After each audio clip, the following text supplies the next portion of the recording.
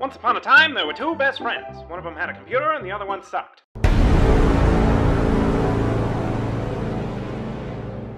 What the fuck? Holy shit, Dota updated. I'm pretty sure this is the first recorded instance of this happening ever.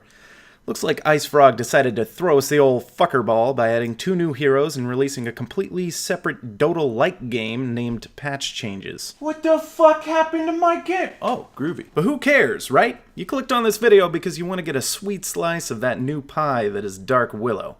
And Jesus, this hero is tasty. If you remember in my Monkey King guide, I was all professional and in-depth and shit, and that's just too much effort to go through because I gotta do 2 of these videos, and I don't have the time for manners between having gasms over this one in particular. That said, this is a mid guide. Willow would make a fine position 4 or even a 5, but she's more than equipped to be a monster on the field with a quick level 6, and the mid lane just does that the best. Right off the bat, you look at Willow Skills and there's just one that stands out. Her other 2 skills are pretty good too, but let's be real here. One of these things is not like the others. As such, the skill build is going to go as follows. W, then Q, then W, then E, then W, and skill right into her ult. You do this because you're a goddamn bastard. Shadow Realm is broken. It makes you untargetable for 5 seconds and then gives you a fuck ton of damage on your next attack, from a range that might as well be the whole map. AoE stuff will still hit you, non-target attacks and stuns and such, but nothing that most mid-lane heroes will have to throw at you. Oh, and it disjoints. This shit is prime for tower diving and avoiding ganks thrown at you in the mid lane. The only downside is it's the long cooldown at earlier levels. So max that shit and you will be the next king of games. Willow's Q is pretty cool. It spawns a bunch of plants in an area around where you target. If any sucker gets too close to the plants, they'll remember that it was that hero that killed their plant parents and they've been training their whole plant life for this plant day. Deal some damage and roots them to the ground. 2 fun facts about this skill: the plants always summon in the same pattern regardless of what direction you're facing, and they last a goddamn eternity unless disturbed. Click below or to the side of a hero to have one summon right on top of his goddamn face for a pretty reliable route. Her other skill is nice, but mostly plays in later. It's good for team fights, and at the beginning you can set up some ganks if you use it properly. However, I wouldn't recommend leveling it up very much early on. Cast it on a target and 4 rings will catch fire slowly, thusly stunning your target and any enemy unit around them. Just for a couple seconds though, and this shit is easily dispelled, does nothing to them until all 4 seconds have passed after you first cast it, so I would suggest leveling this last. It doesn't scale too well with just half a second stun added per level, so I don't know. Hey, you do you. If you can figure out a way to make it work early, good for you. Now for the good stuff. Willow has 2 ultimates because why not? The first one, Bedlam, is what happens when you take the nightmares of children and you sprinkle it over revenge as a dish best served magic-based Gatling gun. This shit does damage, and holy fuck, it's on such a low cooldown. What the fuck? This is gonna be your bread and butter. It summons your pink death monster who flies around and attacks anything near it without mercy.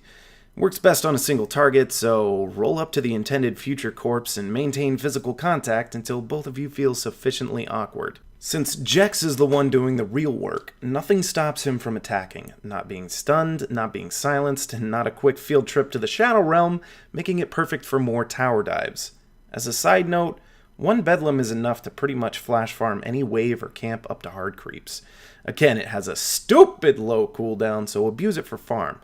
Also, it does magic damage, so it's less effective against magic resistance and won't even bother targeting magic immune heroes. The other ultimate is, well, it's pretty okay. Terrorize has got a long-ass cast animation, but it makes enemies uncontrollably run back towards their fountain for a couple seconds. Casting it also doesn't break Shadow Realm, so it's perfect for countering dives and ganks.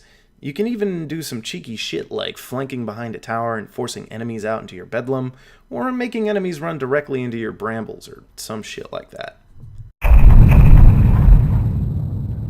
Well, for your starting build, I'd recommend grabbing some tangos and a good old Null Talisman.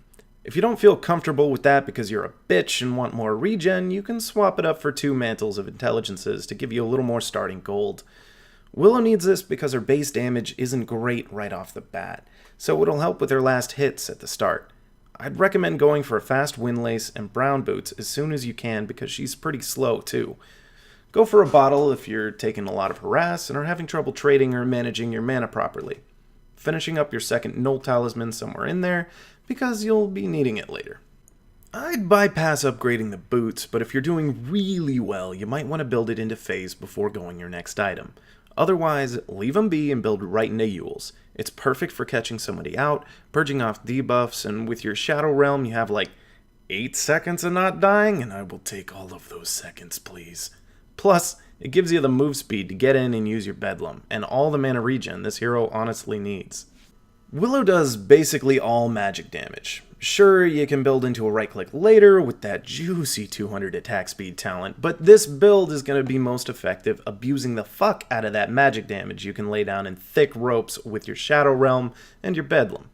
So, next up, you build into Veil using those 2 Null Talismans you already have. But Tokyo, what about that new Kaya item? It's so good and it has a spell. Well, later. Veil gives you much more bang for your buck immediately. It gives you better damage output, both physical and magical, more armor, and more HP. The int gain is just 2 less than Kaya, and, well, crunch the numbers, you nerds. Veil turns your level 1 ultimate into a 1200 damage skill, and is just good. So get it. After that, I would work into Blink or Kaya, for even more effective initiation and damage, respectively. The rest of the build is all kinda situational, but everything is super viable due to just how versatile the hero truly is. Do you need more tankiness? Get an Atos. It gives you even more lockdown for Bedlam on top of that. Running the gank train full speed, pick up an Orchid and build into a late game Bloodthorn. You'll blow heroes up just by sneezing. Assholes countering you with BKB? Pick up that new Nullifier and jump on them. You can destroy almost anyone in 5 seconds with your ridiculous damage output. Scythe, Shivas, Octarine, it's all viable late game depending on what you're up against. Hell, build those boots into Tranquils if you need the HP regen and want to cruise around the map even more early on. I want to talk about talents real quick. At level 10, pick up the cast range. You already have Bedlam, so last hitting and damage isn't really an issue. Level 15, pick up the movement speed and complete your race car build. You'll jump in and out of fights so fast, and you can farm easily in the core role, so you don't really need the GPM. Level 20, pick up the lifesteal if you're having trouble staying alive in fights, or the extra Shadow Realm damage for the long-range pickoffs at the end of team fights. Finally, at level 25, pick up the attack speed if you're already a big threat, and Terrorize if you're struggling to defend high ground or something. I don't know. Honestly, I haven't even picked up the 1 second Terrorize trait. I can't stop myself from picking the attack speed. It's fun. It's so fun. You hit like a truck. Look, Willow isn't unbeatable either. Like any hero, know how to counter her, and you'll know how to avoid being countered. She doesn't have any skill that lends super well to getting last hits at the start of the game, and her Shadow Realm is just way too valuable to waste the cooldown on too many last hits anyway. Her base damage isn't great at the start, although it is made up for a little bit with a great base attack animation and fast projectile speed. The hero that shits on her most in lane is probably Shadow Fiend. With his superior CSing and non-targeted quick nukes, squaring up against him can be a real challenge. Play it cool and safe and know that getting level 6 is your objective. Go for the safer last hits and you'll be fine eventually. Oh, also, obviously, BKBs are a problem for her. I mentioned earlier that the Nullifier is a great pickup because you can mute BKBs and eat them alive before they can use it again. The same goes for any items like Cloak, for obvious reasons. But the real threat to Willow is a cheap early item that the Dota experts like to call Blade Mail. It's important to note that you can't stop your Bedlam once you've started it, and Blade Mail will make you regret getting up in the morning if they chase you down with it active. Drop your Yules on them, or yourself, and kite the duration. And later on, treat it like a BKB with a Nullifier. Honestly, that item is such a great pickup, I don't know why I said get it every game, but I don't know, maybe you're up against people who are bad, you don't need it. Anyway, yeah, that's it. That's all you get. You know, pick Willow and play Dota, I guess.